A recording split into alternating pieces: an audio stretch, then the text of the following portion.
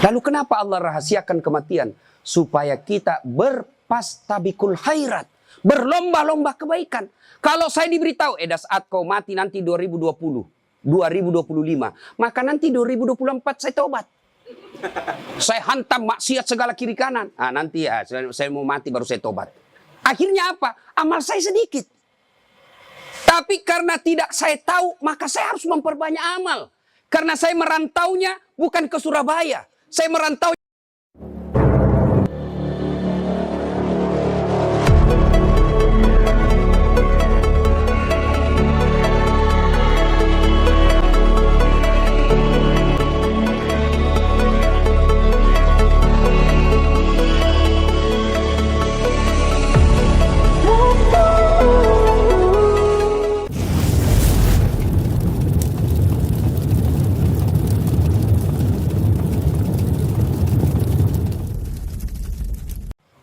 Saya yakin tidak ada yang mati dalam keadaan berzina.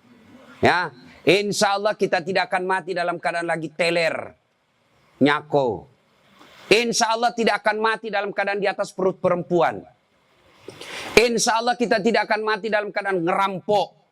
Yang bisa membuat kita mati kafir baru 1 jam yang lalu kita makan uang haram. Termasuk diantaranya tim sukses. Disuruh bikin baleho 10, 5 aja dibikin. 5-nya dia tilap. Itu kok makan itu. Termasuk yang makan uang serangan fajar. Wane piro. Ya ketawa, saya serius ini. Ya, nauzubillah min zalik. Makanya Allah ingatkan selalu kita. Dasat, jangan sampai kau mati kafir. Betapa pentingnya kita menghindari makanan uang haram. Allah kasih kita pelatihan. Pelatihannya apa? 1 bulan, itu bulan puasa. Mau haji tidak perlu pelatihan 1 bulan. Cukup manasik haji 1 jam selesai.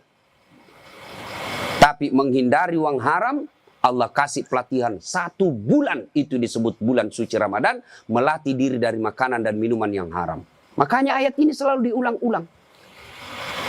Wa qala idzan bismillahirrahmanirrahim. Ya ayyuhalladzina amanu dakhulu fis silmi kaffatan. Wala tattabi'u khutuwatis syaitan. Innahu lakum adu mubin. Wahai orang-orang yang beriman, masuklah engkau ke dalam Islam secara sempurna. Bukan Islam pencitraan, bukan Islam pilkada, bukan Islam pilpres. Tapi Islamlah secara benar. Wala tattabi'u khutuwatis syaitan. Dan janganlah engkau ikuti langkah-langkah setan. Karena sesungguhnya setan itu musuh yang nyata bagi kalian. Musuh kalian bukan ulama. Musuh kalian bukan pemerintah. Musuh kalian bukan polisi. Musuh kalian adalah setan. Di mana setan itu musuh yang nyata bagi kalian. Itu firman Allah. Dan Bapak Ibu, kalau saya ceramah seperti ini, takziah seperti ini, jangan pikir setan tidak ada di tengah-tengah kita. Ada setan di tengah-tengah kita. Bentuknya bukan pocong. Bentuknya bukan uka-uka. Tapi apa setan yang ada di tengah-tengah kita? Bentuknya handphone. Orang sudah ceramah masih sibuk juga. Setan itu bos. Mengalihkan perhatian. Simpan dulu HP-mu. Dengan kau dulu ceramah. Jauh-jauhku ini dari Makassar ke sini bos. Simpan dulu HP. Sebentar selfie-selfie. Sudah selfie lagi. Paling tidak suka itu Pak Menteri selesai ceramah kita diminta selfie. Orang capek keringatan. Selfie Ustaz. Ulang itu ibu-ibu fans saya juga heran. Paling sering saya ngegas itu di depan ibu-ibu. Tapi senang juga dengar ceramah saya. Selesai ceramah Ustaz selfie dulu. Ayo Bu. Sini jaga jarak ya. Selfie. Ulang Ustaz kabur. Ulang Ustaz kabur. Dalam hatiku bukan itu HP-mu yang kabur. Mukamu yang kabur. Simpan dulu HP bos. Simpan dulu. Kita dengar ceramah dulu ya. Kita dengar ceramah dulu ya. Ya. Kita dengar. Kalau bisa jangan ada siaran langsung. Minta tolong ya. Karena ini acara untuk orang Islam. Ya. Nah kalau kita siaran langsung.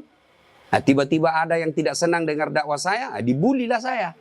Kalau ada Bapak mau nonton nanti ceramah saya, simak di YouTube saya. Channel saya, jangan lupa like and share. Macam Pak Eko. Ya, simpan dulu HP, kita dengar dulu ceramah ya. Simpan dulu ya, bisa? Pak, kalau Bapak nasihat perkawinan tidak perhatikan, wajar, lagi gembira-gembira. Orang masuk rumah baru ada ceramah Bapak tidak simak, ya wajar orang lagi senang-senang. Tapi kalau takziah, masih juga belum konsentrasi dengar ceramah, mati sudah hatinya Bapak itu. Itu yang disebut Quran kaswatul qalbi. Bahasa Bugisnya kakdoro. Maka doati, keras hati. Diceramai tidak dengar. Diceritakan neraka, apa dia bilang? Kayak dia dari neraka. Mati hatimu itu. Yang ketawa, saya serius ini. Bapak saudara-saudara sekalian. Wa qala idzan, bismillahirrahmanirrahim. Innallaha wa malaikatahu yusalluna 'alan nabi. Ya ayyuhalladzina amanu sallu 'alaihi wa sallimu taslima. Sesungguhnya Allah dan para malaikatnya, subhanallah. Allah dan para malaikatnya. Allah perintah puasa, Allah tidak puasa.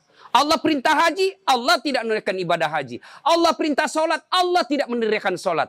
Allah perintah kita solawat. Innallaha wa malaikatahu. Allah dan para malaikatnya bersalawat kepada Rasulullah Muhammad SAW. Tidak cukup sampai perintah solat, solawat. Tapi Allah lanjutkan lagi. Yusalluna ala nabi, sallu alaihi wasallimu taslima. Bersalawat dengan sebaik-baik salawat. Maka tidaklah sopan bersalawat sambil merokok. Tidaklah santun bersalawat sambil minum air. Tidak diajarkan. Salawat dengan sebaik-baik salawat. Itu perintah Al-Quran. Maka ketika Rasulullah disebut namanya Muhammad sallallahu alaihi wasallam. Perintah untuk bersalawat. Ibu bapak, saudara-saudara sekalian. Keluarga besar almarhum Bapak Tony Effendi bin Muslim Effendi. Teristimewa yang kita hormati, tamu kehormatan kita pada malam ini, Pak Menteri BKPM RI. Luar biasa Pak Menteri kita ini. Dari tadi saya lihat, memang ini baik ini Menteri ini. Kalau begini semua Menteri Republik Indonesia aman Pak. Coba gayanya Pak, enggak ada yang tahu dia Menteri kalau dari kampungku ini. Mana enggak ada gaya-gaya Menteri sama sekali. Inilah yang disebut menyatu dengan rakyat. Ada pejabat datang 1 jam sebelum datang sudah macet jalan, ditutup kiri kanan. Ini bikin repot rakyat. Bapak saudara-saudara sekalian, ya kita takziah sedikit ya.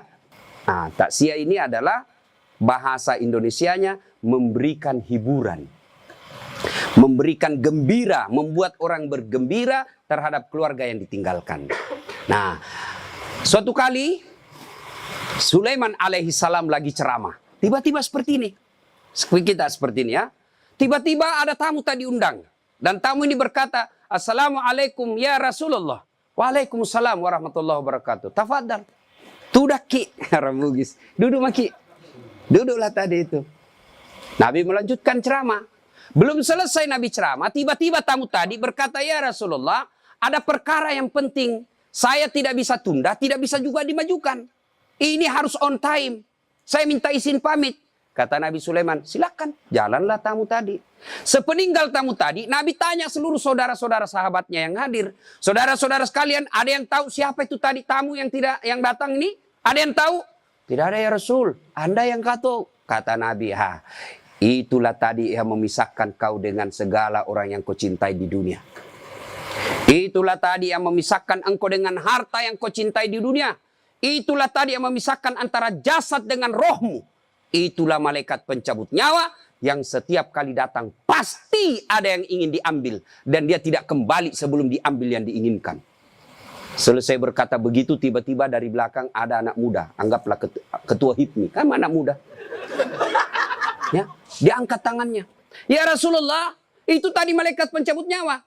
Iya. Tidak kembali sebelum diambil. Iya. Mati saya ya Rasul. Kenapa? Semenjak dia datang sampai pulang, saya terus dia lihat-lihati. Kata Nabi Sulaiman, hati-hati mas bro.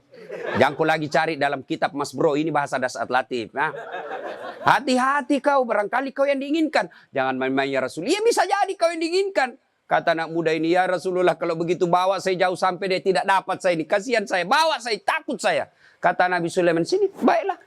Angin, tolong kau terbangkan anak muda ini. Nabi Sulaiman mukjizatnya, izin Allah, mukjizat itu Pak, Allah berikan kelebihan kepada manusia yang menjadi nabi untuk sebagai bukti kenabiannya, namanya mukjizat.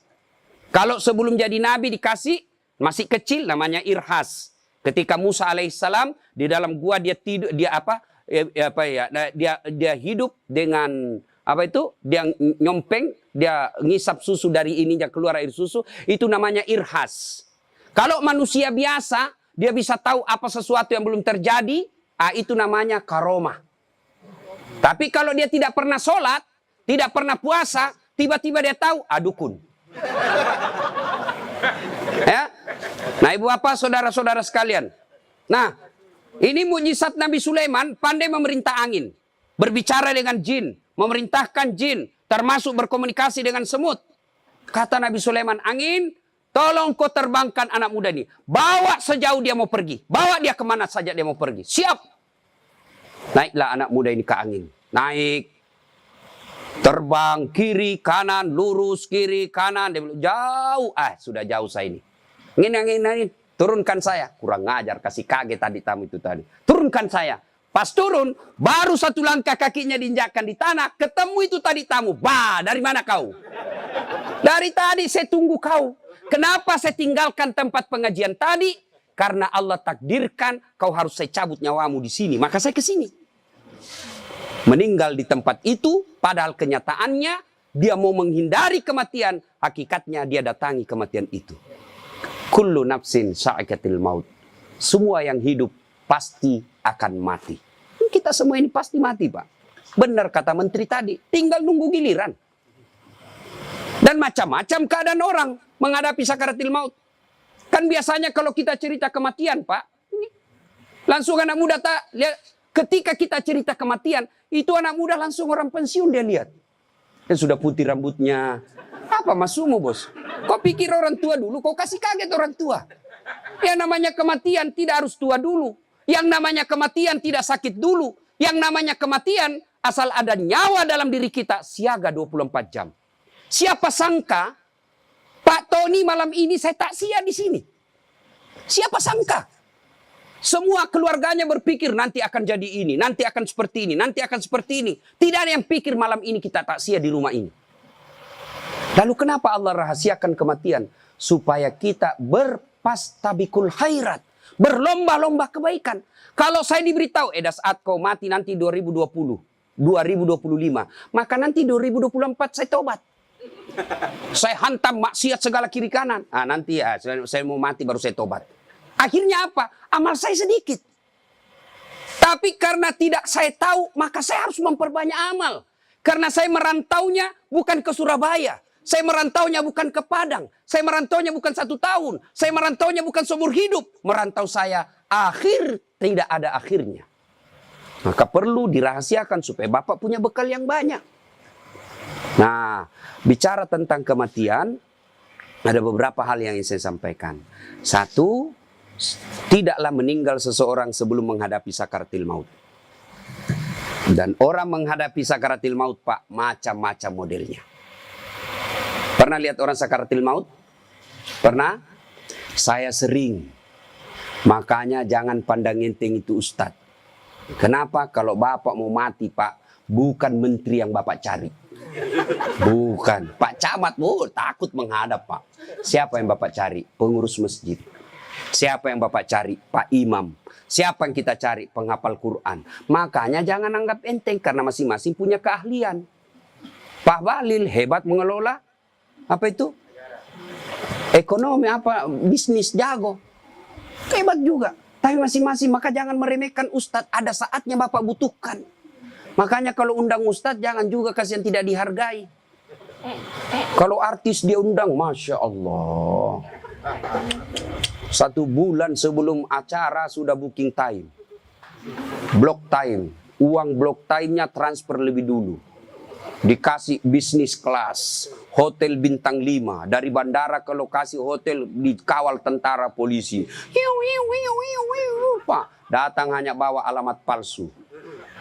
Tak tuntun, putar ke kiri nona, putarlah ke kanan, patolo-tolo. Sekalinya penghafal Quran dia butuhkan, tidak dia jemput Pak, Grab, ojek. Dia kirim ojek tua lagi di kita Pak. Tak gantunglah kaki kita 1, kehujanan Pak, 1 mantel kita pakai 2. Baca doa 1 jam sampai keringatan. Sallallahu alaihi. Jangan ya, masing-masing punya kelebihan. Muliakan ulama. Ya, Jangan dimusuhi itu ulama. Kalau Allah murka, habis kita Pak. Biar banyak duit, tidak ada bahagia kalau Allah sudah murka kepada kita. Dan salah satu penyebab murkanya Allah kalau kita menzalimi ulama. Jangan lihat dasatnya, tapi lihat misinya. Misinya bukan kejar bupati, bukan kejar anggota DPR, tapi mengajarkan amar ma'ruf nahi mungkar. Kalau di dunia ini sudah tidak ada amar ma'ruf nahi mungkar, maka tidak ada gunanya kita punya negara. Ibu bapak, saudara-saudara sekalian. Nah, berbicara tentang sakaratil maut, macam-macam model orang Pak.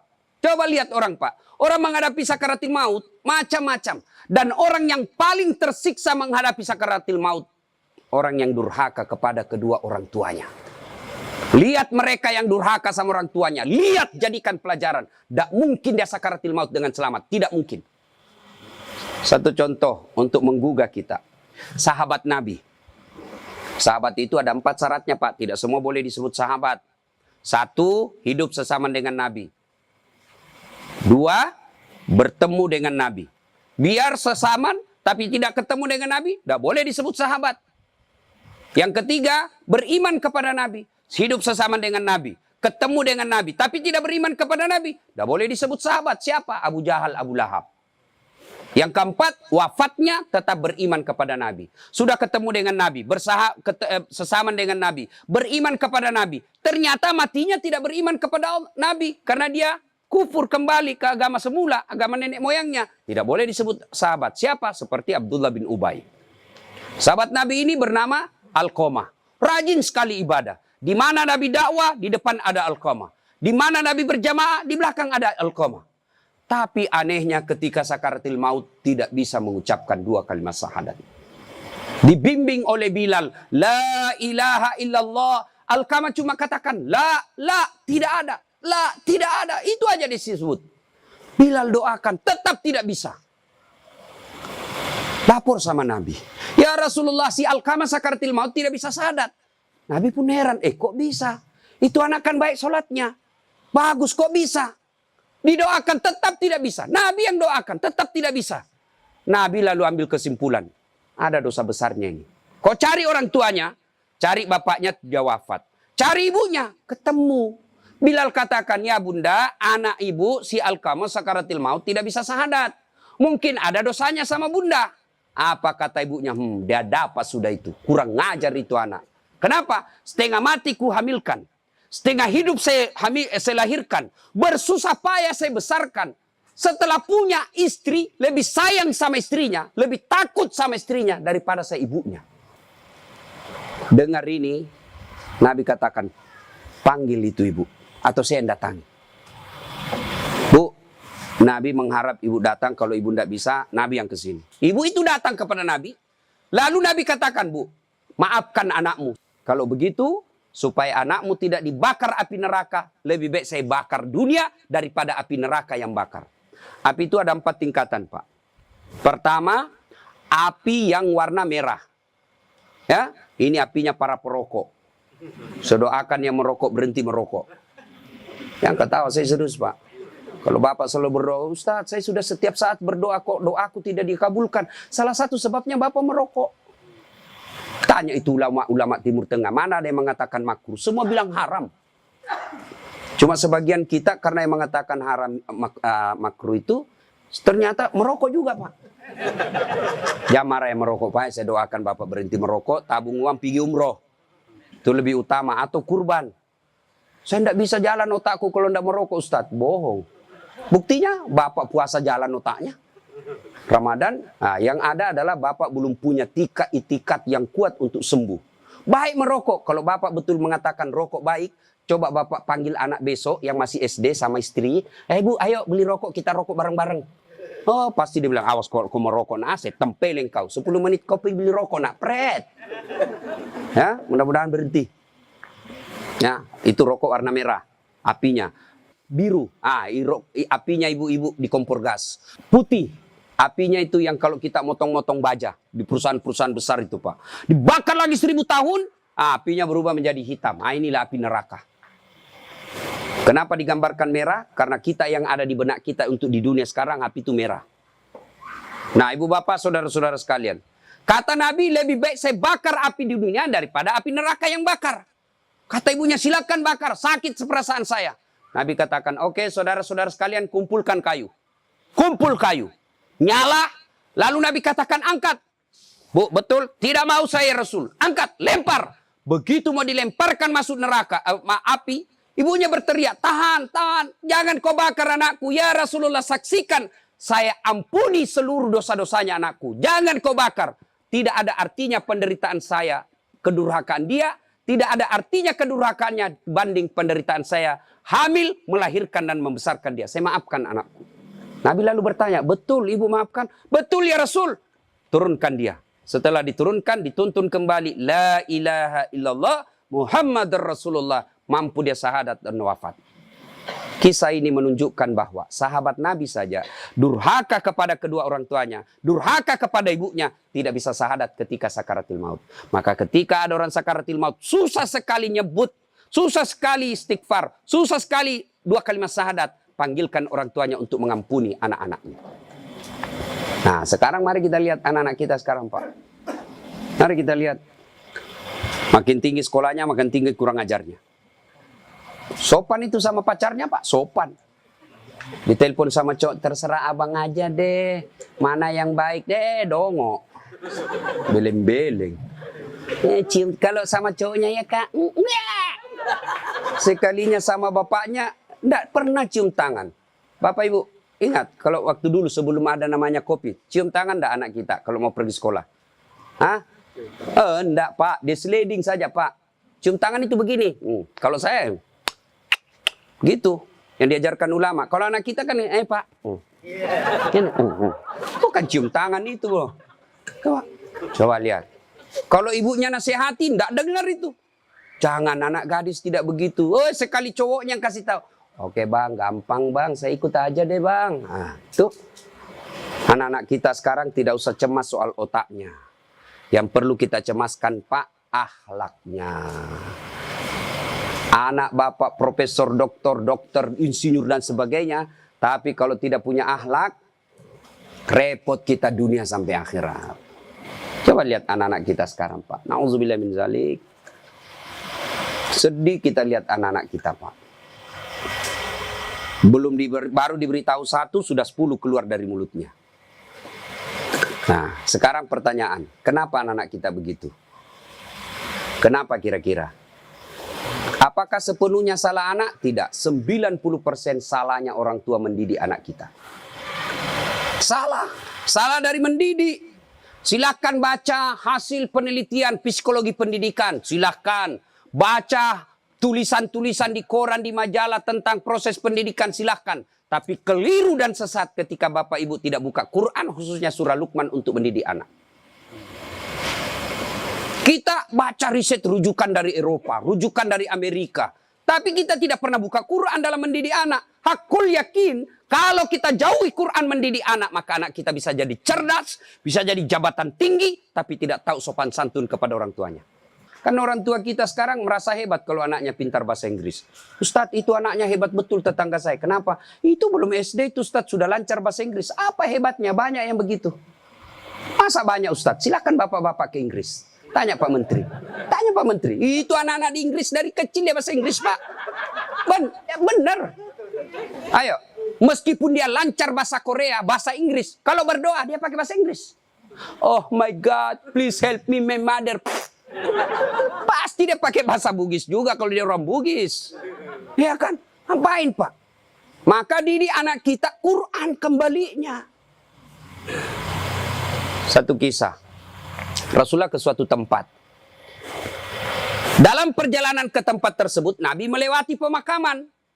Nabi lalu bersabda, langkahkan kakimu dengan cepat ketika lewat pemakaman. Seluruh sahabat mempercepat langkahnya.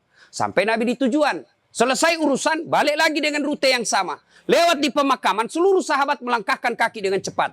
Karena tadi diperintah cepat, tanpa perintah Nabi, percepat langkah. Nabi katakan, tidak usah, kau santai aja jalan. Ya Rasulullah, tadi pergi disuruh cepat, sekarang kau tidak. Kata Nabi, tadi itu andai kau diberi telinga seperti pendengaranku. Tadi itu waktu pergi disiksa orang dalam kubur. Saya tidak mau lama-lama mendengarnya. Tidak tega saya mendengar dia disiksa, maka saya mau jauh supaya saya tidak dengar. Waktu pulang tidak lagi. Kenapa? Saya dengar berita dari Jibril. Allah perintahkan, hentikan siksaanmu wahai penyiksa di kubur. Tidak mungkin saya siksa orang tuanya di kuburnya. Sementara anaknya di dunia lagi belajar mengaji membaca basmalah. Bismillahirrahmanirrahim. Baru kalimat basmalah dia baca anaknya. Allah sudah katakan, berhenti kau siksa anaknya, orang tuanya. Nabi tidak mengatakan, saya dengar anaknya kursus bahasa Inggris. Anaknya kursus aritmatika. Anaknya kursus komputer. Tidak. Tapi apa? Quran. Maka didik anak kita Quran. Ya Pak ya? Itu dosa anak-anak yang masih sekolah. Kalau kita ini, yang sudah punya istri, model durhakanya. Nah, seperti tadi. Lebih takut sama istrinya daripada ibunya. Ada di sini bapak-bapak takut sama istri. Berhenti kau jadi laki-laki kalau takut sama istri.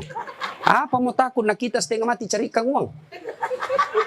Saya serius ini Pak Menteri. Coba lihat Pak. Dari pagi kita keluar mikir untuk istri. Supaya dia bisa beli emas. Supaya dia bisa pakai kudung yang bagus. Supaya dia bisa pakai tas yang mewah. Supaya dia bisa pakai sepatu yang up to date. Semua kita pikir itu. Mana pernah istri kita mikirkan kita bagaimana supaya kita pakai berlian? Tidak pernah. Kita pikir itu Pak. Bukan cuma di dunia, sampai di akhirat. Makanya tidak masuk akal saya kalau ada suami takut sama istrinya. Mana mau takut? Semua kita tanggung dunia akhirat. Ya, di dunia kita tanggung AC-nya. Di dunia kita tanggung cicilan mobil. Di akhirat kita tanggung lagi dosa istri. Lalu dia kasih takut-takut kita. Pret! Bagaimana ceritanya? Lain kalau dia kasih kita modal 10 miliar. Kau sudahlah, kau duduk saja. Kita takutlah nanti habis modal. Tapi kalau kita juga yang cari uang. Lalu kita takut sama istri. Tidak masuk akal saya. Dia ngamuk Ustaz. Dia pecahkan piring. Kalau dia pecahkan satu, kasih pecah satu lusin. Kenapa? Piring boleh dibeli. Harga diri sebagai suami tidak boleh diinjak-injak istri. Takbir.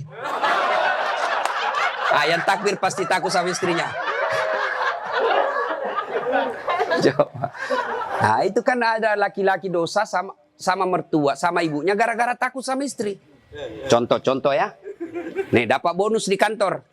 Lalu suaminya berkata, "Ma, ini kan COVID lama kita tidak kunjungi bapak di kampung. Kita kunjung tentu bawa wabah buat ibu bapak kita.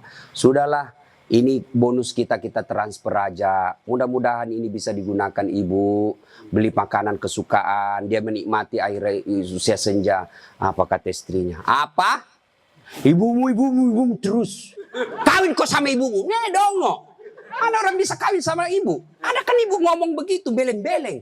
Ini asli beleng-beleng. Mana bisa? Pilih kok, mamamu atau saya. Mana bisa dipilih antara ibu dengan istri? Ini pilihan yang tidak masuk di akal. Kalau saya istri saya bilang begitu, ceraikan saya. Sini kok, saya ajar kok bagaimana izin formulir penceraian. Benar Pak, jangan sampai bapak berdosa gara-gara takut sama istri. Hilang berkah hidup rumah tangga kalau ibu takut sama istri berbuat baik sama orang tua gara-gara takut sama istri. Mestinya istri yang baik. Dia sujud syukur ketika mertua anaknya. Kenapa? Berdoa, ya Allah, mudah-mudahan anakku juga seperti ini ketika saya sudah punya istri, masih mengingat saya. Tapi kalau dari kecil anak kita dipertontonkan tidak boleh berbuat baik sama mertua, maka begitu ibu nanti juga tua, dikasih masuk panti jompo sama anak mantunya. Si mau kok. Dengar ibu-ibu ya. Mestinya sujud syukur. Alhamdulillah saya punya suami perhatian betul sama mertua. Mudah-mudahan anak saya juga seperti ini. Ya Allah, terima kasih kau kirim orang tua ini. Gara-gara ini orang tua saya punya suami jadi menteri. Andai saja bukan suami ini, orang tua ini punya anak, mungkin suami saya pengangguran. Bersyukur dengan cara apa? Jangan halangi. Dan kita juga suami jangan bersebelah. Mertua juga kita adalah orang tua kita. Konsep Islam itu ada 3 orang tua. 1 ibu bapak, 2 mertua, 3 orang yang pernah mengajari ilmu. Itu orang tua kita. Maka yang baik, datang ibunya suami, istri yang kasih hadiah. Datang orang tuanya istri, suami yang kasih hadiah. Malah jangan sembunyi-sembunyi. Karena takut sama istri, masuk di dapur mamanya, mak, jangan dilihat istri saya, mak, mati saya. Beleng-beleng. Ya? Takbir.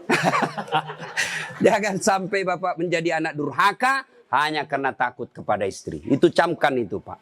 Maka saya bilang sama istri saya, boleh kau marah-marah sama saya. Ada rezeki dari saya, kau habisi duit, itu rezekimu. Boleh kau maki-maki saya kalau kau marah. Boleh kau lempar kepalaku, yang penting tidak dikena. Satu yang tidak boleh sedengar, jangan pernah kau sakiti perasaan ibu saya. Begitu sakit perasaan ibu saya, tidak ada mantan orang tua. Tapi istri, banyak namanya mantan istri. Nah itu harus tegas, ini prinsip buat kita anak. Nah ini golongan pertama yang menderita ketika sakaratil maut, anak yang durhaka kepada orang tuanya.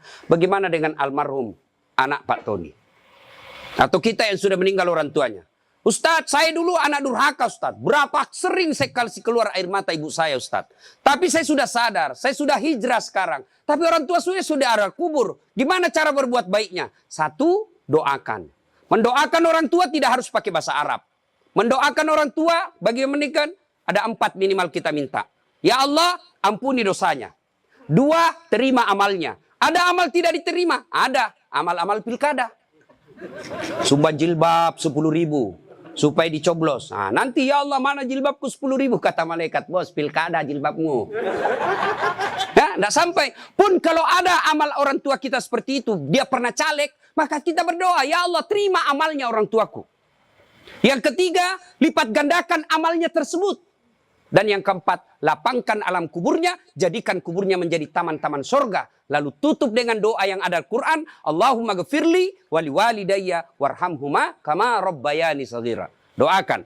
Yang kedua, cara berbuat baik kepada orang tua sebelum meninggal adalah bersedekah atas nama orang tua.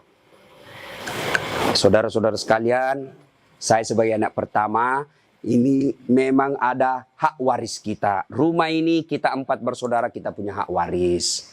Tapi inilah peninggalan Bapak yang beliau sejak jadi pegawai sampai pensiun mencicil rumah ini. Tidak elok rasanya begitu meninggal, beliau tidak menikmati rumah ini. Lebih baik rumah ini kita jual, kita belikan beliau jadikan masjid. Nah, setengah dari ini warisan barulah kita bagi. Bagaimana adik-adik? Setuju? Setuju, Kak. Nah, biasa kalau ada begini istri yang menghasut. Apa kek, kau kan anak pertama, masa kau mau diatur sama adikmu, dongo ini. Nah, itu biasa itu begitu. Jadi penghasut. Nah, bersedekah atas nama orang tua. Ada lagi yang berkata tidak sampai kalau sudah meninggal Ustadz. Mau bukti bahwa sedekah kepada orang meninggal sampai? Mau bukti? Mau Pak? Mau, saya kasih bukti. Gimana caranya? Bapak meninggal dulu, saya kirimkan sedekah. Sebab yang begini alam gaib Pak, tidak bisa diakali. Kalau Bapak tidak percaya sudah mati duluan deh, saya kirim Fatihah dengan binatang kurban. Yang ketiga, cara berbuat baik kepada orang tua sudah meninggal adalah mengunjungi karib kerabatnya. Besok lusa anaknya almarhum ya masih hidup teman-temannya Bapak, ketika sudah usur anaknya sudah menjadi pembesar, maka kunjungi karibnya. Itulah cara berbuat baik kepada orang tua yang sudah meninggal. Dan yang paling konkret, kalau mau berbuat baik kepada orang tua sudah meninggal adalah jadilah anak yang soleh atau soleha. Nah ibu bapak saudara-saudara sekalian. Makanya bapak selalu berdoa. Ya Allah biha, ya Allah biha, ya Allah bihusnul hatimah. Itu doa. Maka bapak-bapak yang sudah pensiun, tidak usah lagi. Ya Allah mudah-mudahan bisa beli ruko. Ya Allah mudah-mudahan bisa gedung. Sudahlah. Bapak sudah pensiun, sudah umur, alhamdulillah. Yang bapak perlu banyak berdoa, taubatan qablal maut, warahmatan indal maut, wa maghfiratan ba'dal maut. Allahumma hawwin alaina fi sakaratil maut. Kalau ini doa dikabulkan Allah, aman bapak menghadapi sakaratil maut. Taubatan qablal maut, bertobat sebelum mati. Warahmatan indal maut, dirahmati ketika dicabut nyawanya. Wa maghfiratan ba'dal maut, diampuni setelah mati. Kalau ini 3 dikabulkan Allah, aman Pak. Tobat, 90 tahun umurnya, 85 tahun dia tobat, 5 tahun sebelum meninggal dia tobat. Hapus itu dosa-dosa. Tobat sebelum mati. Dirahmati ketika sakaratil maut, dicabut nyawanya penuh kasih sayang. Bapak masuk saja duri yang tinggal di dalam daging kita. Baru beberapa menit, setengah mati kita Pak menderitanya. Bagaimana mencabut nyawa yang sejak dalam rahim kita sudah menyatu dengan daging kita lalu dicabut keluar. tanpa hidayah dan pertolongan dari Allah, pasti akan menderita. Ya Bapak, saudara-saudara sekalian. Nah, maka itu orang yang baik. Tapi kalau tidak beres agamanya, kata iblis, ini mah tidak perlu kerja keras. Ini teman saya ini. Biar saya tidak goda, tidak tergoda. Sudah tergoda ini, sudah bawaannya ini. Auzubillah min zalik. Maka mohon perlindungan kepada Allah agar kita sakaratil maut itu detik-detik menentukan. Maka sama juga kalau mau pilpres kan. Detik-detik menentukan. Makin dekat, makin kencang serangan Pak. Makin bawa itu Pak. Itu sama juga kalau kita sakaratil maut. Iblis katakan ini detik-detik terakhir. Ini penentuan buat saya. Maka dia kerahkan semua kemampuannya. Maka kita berlindung kepada Allah. Maka kita berdoa diajarkan Nabi. Taubatan qablal maut. Warahmatan indal maut. Itu yang kita baca. Lalu ada resep lagi. Man qama la ilaha illallah ila akhiril hayata dahalal jannah. Barang siapa yang mengucapkan 2 kalimat syahadat penghujung hidupnya, pasti masuk surga. Mengucapkan 2 kalimat syahadat sebelum mati, pasti masuk surga. Itu jaminan Nabi. Pernah saya ceramah begini depan mahasiswa saya di UNAS. Saya dosen komunikasi, Pak, dosen sospol. Langsung teman mahasiswa, anak mahasiswa saya bilang, kalau begitu Ustaz gampang dong. Kenapa dek? Nanti saya mau mati baru saya syahadat. Memangnya kalau kau mau mati akal bicara? Orang kalau mau mati bukan akal bicara bos. Apa? Amal. Jangankan orang sakaratil maut, orang nikah aja banyak tidak tahu syahadat. Baca syahadatmu anak muda. Asyhadu. Apa asyhadu? Ulang. Ulang. Ditempelin. Asyhadu an la ilaha illallah. Maka kalau mau selamat sakaratil maut, birrul walidain, berbuat baik kepada kedua orang tua. Yang kedua, banyaklah latihan mulai sekarang. La ilaha illallah. La ilaha illallah. Bapak-bapak ini anggota HIPMI, kan bukan bapak yang bawa mobil. Ya, dari rumah ke kantor, ya biasakanlah pegang itu tasbih. La ilaha illallah. Kasih target 10.000. Bapak kan, la ilaha illallah, la ilaha illallah. Tiba-tiba ada cewek lihat, subhanallah. Ya, mengatakan alhamdulillah. Tapi subhanallah, maha suci Allah yang telah menciptakan makhluk halus itu. Allah yang dipuji. Bukan mengatakan alhamdulillah. Sudah itu kedip mata, astagfirullah. Palingkan pandangan, jangan istighfar, bata melotot. Astagfirullah, astagfirullah. Nah, sudah masuk, sudah meninggallah kita, datanglah orang melayat. Nah, ini yang perlu diluruskan. Orang datang melayat, 1, banyak nginjak-nginjak sunnah Nabi. 2, tidak ada manfaat buat orang meninggal. 3, datang bawa dosa. Coba lihat prakteknya, saya lihat ini. Kenapa saya bilang datang bawa dosa? Datanglah ibu-ibu gaul. Kudung hitam. Baju hitam, rok hitam, kacamata hitam, payung hitam. Saya tanya, kenapa hitam-hitam? Dia bilang, Ustaz, selebriti. Tidak, sunnah itu putih-putih. Dosa enggak hitam-hitam? Tidak, tapi dicintai Allah dan Rasulnya kalau Bapak Ibu pakai putih-putih. Malah saya biasa cemburu sama orang Tionghoa. Coba orang Tionghoa Pak, begitu meninggal mereka putih-putih semua datang itu melayat. Bahkan rumahnya pun dilapisi warna putih. Pakaian hitam, boleh. Tapi yang dicintai oleh Allah dan Rasulnya pakaian putih-putih. 2, datang tambah-tambah dosa. Itu tadi sunnah Nabi. Yang kedua, datang tambah-tambah dosa. Kenapa tambah-tambah dosa? Datang cerita jelek aja orang Pak. Lewat 1, terutama ibu-ibu tuh. Mulai pintu dia lihat Pak. Mulai dilihat dari ujung rambut sampai ujung kaki. Lewat, si Kobi itu kata orang Bugis. Si Kobi nih. Apa? Dia tidak cerita tapi mulutnya matanya sinis. Kenapa? Lipstiknya palsu. Kenapa kau tahu? Melengket di giginya. Sudah 1 dia gosip, lewat lagi 1. Tidak serasi kudunya sama roknya. Dia bilang, iyo kayak umbul-umbul. Bahkan Ustadz pun digosipnya. Lewat Ustadz Dasar, itu juga bajunya yang di YouTube.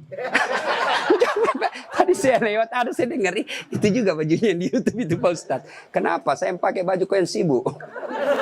Nah, itu gosip. Maka ibu majelis taklim saya di Makassar, saya anjurkan. Ibu datang melayat, 1, ada wudhu. 2, bawa Quran minimal surah Yasin. 3, begitu datang, ibu baca Yasin bareng-bareng. Tidak bisa baca Yasin bareng-bareng, itu majelis taklim yang baik. Ketua majelis taklimnya, saudara-saudara sekalian, mari kita baca Yasin bareng-bareng, saya pimpin. Itu majelis taklim yang manfaat. Bukan ngurus baju seragam. Apalagi memanfaatkan pilkada. Pak, anggota majelis taklim saya 300 Pak.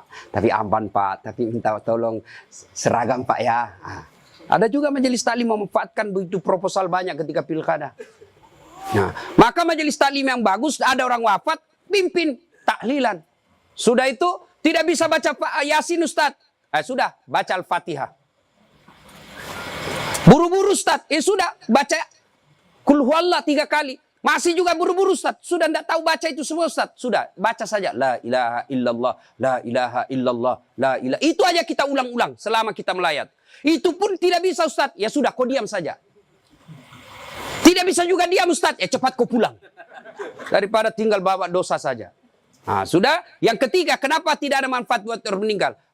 Tidak ada yang sholat jenazah. Bagaimana orang lain mau sholat jenazah? Keluarganya aja tidak ada sholat jenazah.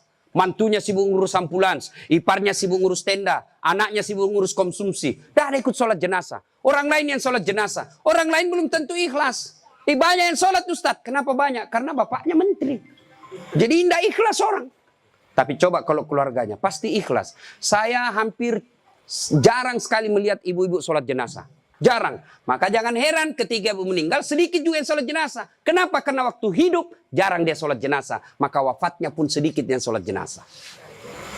Ustaz tidak muat rumahnya Ustaz. Di teras. Ustaz tidak ada air. Tayamum. Saya tidak tahu bacanya Ustaz. Ikut saja sama imam. Yang penting, takbir 4 kali, jangan ruku. Kalau bapak ruku, siap-siap malu sendiri.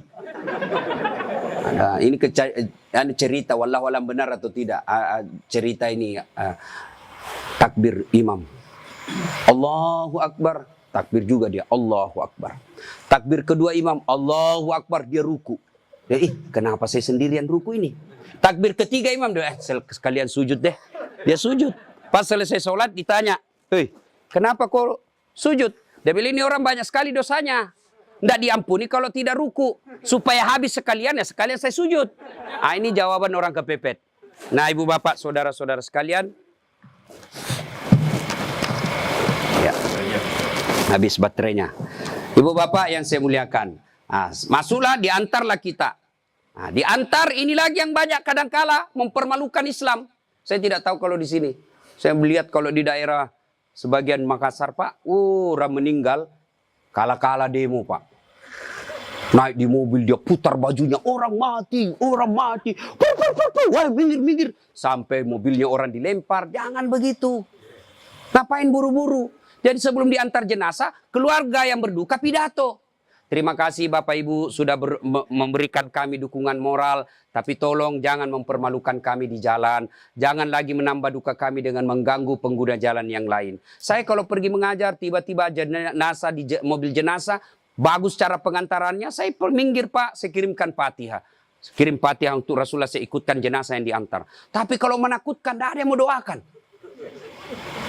Ya? Ngapain buru-buru? Ngapain buru-buru? Kan ada lagi yang paham, tidak tahu dari mana dia belajar. Katanya kalau terlambat disiksa. Bagaimana ceritanya? Kalau dilewati 5 manu, disiksa orang meninggal. Orang meninggal kalau dia... Itu orang sholat, bagi orang yang hidup, orang meninggal, tidak bakal dia disiksa gara-gara dia terlambat dikubur. Ngapain buru-buru? Itu juga sudah ada liangnya sudah siap. Semua apa perluan pemakaman sudah siap. Apalagi kalau ada wasiat orang yang meninggal. Jangan kau kubur saya sebelum anakku datang dari Amerika. Wajib kita tunggu. Itu wasiat. Ada 7 kewajiban orang hidup terhadap orang mati. 1 diantaranya wasiat. Kecuali wasiatnya bertentangan agama atau melanggar mengandung mudarat. Misal, kuburkan saya di kampung. Tapi begitu mau dikuburkan ada badai. Tidak bisa nyebrang pulau. Boleh itu karena di luar kemampuan kita. Atau besok-besok saya meninggal kasih narkoba di atas kuburku. Karena dia pecandu narkoba. Tidak boleh itu Pak. Melanggar ya. Jadi Bapak saudara-saudara sekalian. Nah sampailah kita di pemakaman. Nah ini juga yang perlu diluruskan. Berapa banyak orang yang sampai pemakaman tidak melaksanakan sunnah Rasul. Diajarkan begitu sampai pemakaman ucapkan Assalamualaikum ya ahlal kubur. Ya. Tidak tahu itu cukup. Semoga keselamatan bagi kemuliaan ke semua penghuni kubur. Insya Allah saya ikut menyusulmu. Nah, ada lagi pelanggaran yang kita lakukan apa? Menginjak-injak batu nisan. Tidak boleh sama menduduki batu api neraka itu Pak. Ada yang sampai duduk sambil merokok di atas batu nisannya orang. Tidak boleh. Pemakamannya padat Ustaz. Bapak tidak usah masuk. Cukup yang memikul.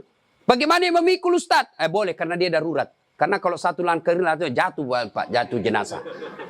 Sudah dimakamkan, Nah, sudah selesai. Kembalilah pemakam. Ya, tinggallah kita. Bapak merantau ke Papua. Tidak nyaman di Papua, kembali ke kampung, Sulawesi Tenggara. Merantau lagi ke Surabaya. Di Surabaya tidak nyaman, kembali lagi ke kampung. Merantau lagi ke Makassar. Makassar tidak nyaman, kembali lagi ke kampung. Masih ada pilihan. Bapak pegawai negeri ditugaskan ke Papua, tidak nyaman, tidak ada sinyal. Bapak boleh pensiun dini. Tidak disenang saya sama menteri saya, boleh Bapak pensiun dini, tidak ada masalah. Tapi begitu Bapak masuk kubur, senang tidak senang, tinggal kau di situ, tidak boleh kau keluar lagi. Siapa orang yang tersiksa di dalam kubur? Yang pertama kata Nabi, al-mutahawilu bis sholah, yang menganggap enteng sholat. Orang yang menganggap enteng sholat, Pak, jangan, sudah. Sholat itu di akhirat nanti barcode. Bapak beli elektronik kan sekarang pakai barcode. Ya kan? Nah, Bapak begitu setor jualan, berarti ini boleh, bawa. Di akhirat kalau Bapak di barcode, bagus sholatnya. Tidurkan dia, kata Nabi, seperti tidurnya tidur pengantin baru. Tapi di barcode, hilang, redup-redup. Ini macet. Ini sholat Jumat, hari Jumat saja. Paling terlambat datang, paling cepat pulang. Orang khotbah dia tidur. Begitu bangun, aliran apa yang tidak ada khotbahnya? Bukan aliran apa, kau yang tidur beleng. Percaya Pak? Ketika Allah perintah puasa, ayat saja turun. Allah perintah haji, ayat saja turun. Allah perintah zakat, ayat saja turun. Allah perintah sholat, tidak boleh ayat turun. Rasulullah dijemput oleh 4 malaikat menghadap kepada Allah. Kenapa? Ini perintah penting. Diberikan perintah sholat. Pak Menteri, ada himbauan kepada seluruh kepala daerah se-Indonesia, hanya berupa himbauan cukup WhatsApp dalam grup. Tapi kalau itu berupa SK yang penting, Gubernur datang kantor Menteri. Kenapa? Ini penting. Tidak boleh kok di WhatsApp. Sholat demikian pentingnya, sehingga Nabi harus diundang menghadap. Itulah disebut Isra dan Mi'raj. Bapak kerja jadi Grab, jadi menteri. Munafik kalau Bapak katakan, bukan untuk dunia saya. Bohong. Kita bekerja apapun profesi kita untuk memperbaiki dunia. Lalu siapa yang punya dunia? Allah Subhanahu wa ta'ala. Artinya, mustahil dunia dalam genggaman kalau yang punya dunia Bapak jauhi. Saya kasih contoh. Saya akrab dengan Pak Menteri. Saya datang ke Jakarta. Pak Menteri, saya mau jalan-jalan Jakarta ini, tapi tidak ada mobilku Pak Menteri. Kata Pak Menteri, aman terkendali Ustadz. Pak Menteri telepon ajudan. Ajudan, siap Pak Menteri. Itu ada Ustadz Dasat, kau jemput dia. Nanti dikena lagi kita di ceramah. Kau jemput dia. Kasih mobil yang bagus, kasih pengawalan, jangan lupa kasih pembeli pulsa. 1 jam kemudian datang ajudan. Tapi Pak Ustadz, kiriman Pak Menteri. Aman, selesai masalah saya di Jakarta. Kenapa? Saya akrab sama Pak Menteri. Ada dari Makassar, tidak pernah ketemu, tidak pernah silaturahmi, tidak pernah didengar namanya, tidak pernah lihat. Assalamualaikum Pak Menteri. Boleh pinjam mobilnya? Siapa ditelepon Pak Menteri? Ajudan? Bukan. Siapa? Kapolres. Tangkap itu, penipu. Tidak pernah ketemu pinjamnya mobil. Pasti penipu itu. Demikian juga dengan Allah. Bapak tidak pernah sholat.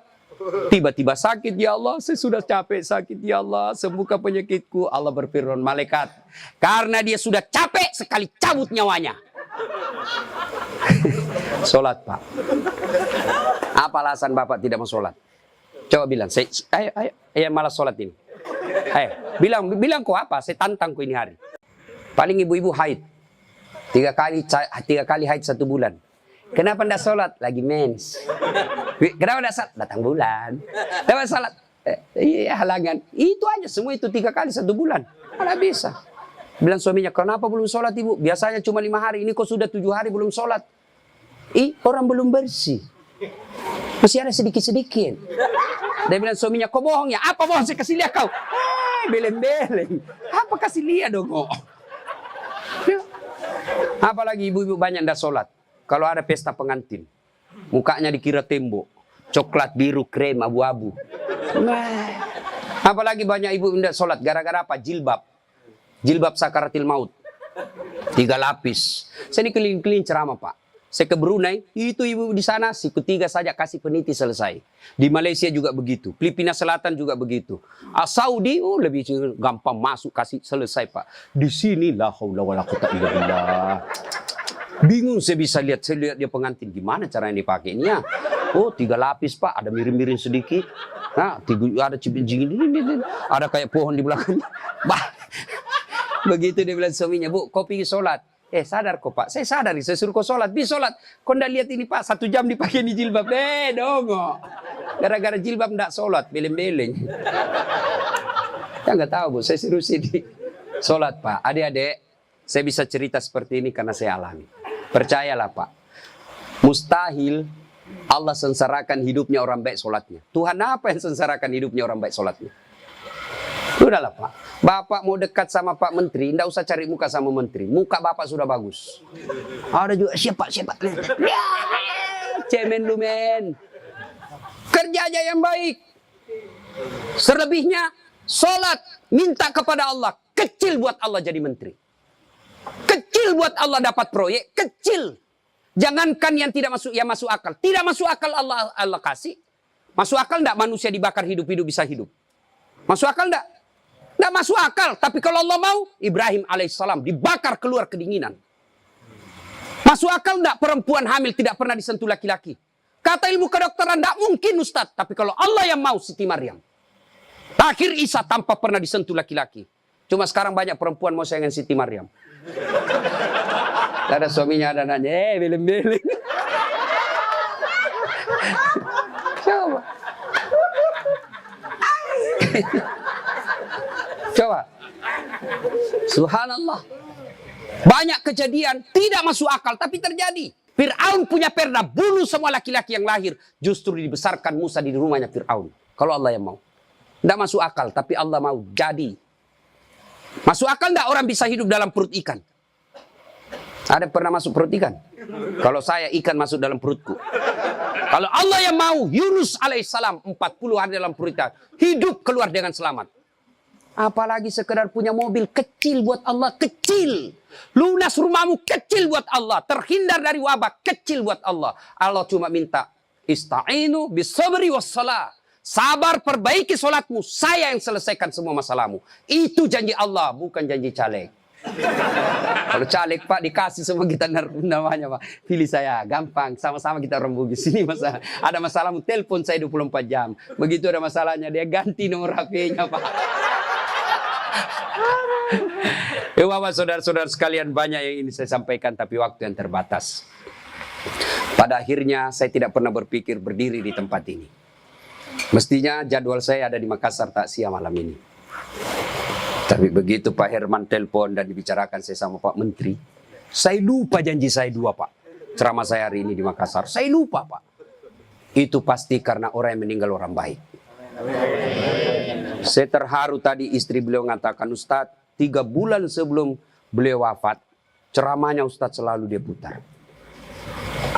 Maka beliau katakan, saya terharu Ustadz karena saya tidak tahu kalau Ustadz yang mau ceramah malam ini. Ini karena kekuatan silaturahim. Ini karena pejabat yang baik. Ya. Banyak-banyak pejabat saya kenal Pak. Kalau temannya meninggal, paling kirim bunga. Ini alhamdulillah hadir memberikan dukungan. Dan mendatangkan Ustadz Dasat. Macam Pak Eko. Alhamdulillah ya. Bapak, saudara-saudara sekalian, sebelum kita akhiri, saya mau bertanya dan ini pasti dicatat oleh malaikat. Apakah Bapak Ibu bersaksi bahwa almarhum orang baik? Kalau ada dosa dan kesalahan dimaafkan? Catat ya malaikat, inilah menjadi amal kebaikan buat almarhum. Banyak yang ingin saya sampaikan tapi waktu yang sangat terbatas. Untuk ingin mendengarkan ceramah saya lagi, gampang, silahkan buka channel YouTube saya, Dasat Latif. Jangan lupa like and share. Atau di Instagram Dasat Latif 1212. Terima kasih. Sebagai kesimpulan, kullu nafsin sa'ikatil maut. Semua yang hidup pasti akan mati. Al mautu babun. Mati adalah pintu yang setiap kita pasti melewatinya. Karenanya yang jadi masalah sesungguhnya bukan mati itu. Yang jadi masalah adalah sudah siapkah kita menghadapi kematian itu? Dan apa bekal sebaik-baik dalam menghadapi kematian? Satu diantaranya takwa, dan takwa itu operasionalnya, wujud nyatanya. Birrul walidain, berbuat baik kepada kedua orang tua, dan peliharalah sholat dengan sebaik-baiknya. Demikian, lebih dan kurangnya mohon dimaafkan. Nun wal kalam ya misturun, billahi fisabilil haq. Sebelum kita akhiri, mari kita kirimkan suratul Fatihah kepada Rasulullah Muhammad SAW. Khasiat dan keutamanya kita ikhlaskan untuk almarhum Bapak Tony Effendi bin Muslim Effendi. Ila hadratil Nabi Mustafa Muhammad SAW. Summa hususil ruhil almarhum Tony Effendi bin Muslim Effendi. Al-Fatihah. A'udzubillahiminasyaitonir rajim. Bismillahirrahmanirrahim. Alhamdulillahirabbil alamin. Iyyaka na'budu wa iyyaka nasta'in. Amin. A'udzubillahi minasyaitonirrajim. Bismillahirrahmanirrahim. Allahumma shalli ala sayyidina Muhammad wa ala ali sayyidina Muhammad. Alhamdulillahirabbil alamin arrahmanirrahim maliki yaumiddin. Iyyaka na'budu wa iyyaka nasta'in. Allahumma ighfir lil mu'minina wal mu'minat wal muslimina wal muslimat al akhya'i minhum wal amwat innaka sami'un qaribun mujibud da'wat wa kadil hajat. Allahumma ighfir lana wal walidayna warhamhuma kama rabbayana shighara. Rabbana la tuzigh qulubana ba'da idh hadaytana wa hab lana min ladunka rahmah innaka antal wahhab. Allahumma inna nas'aluka salamatan fid din, salamatan fid dunya wal akhirah, wa afiatan fil jasadi, wa siyadatan fil ilmi, wa barakatan fil rizqi, wa taubatan qablal maut, wa rahmatan indal maut, wa magfiratan ba'dal maut. Allahumma hawwin alaina fi sakaratil maut wa najatan minan nari wal afwa indal hisab. Rabbana la tuzigh qulubana ba'da idh hadaytana wa hab lana min ladunka rahmah innaka antal wahhab.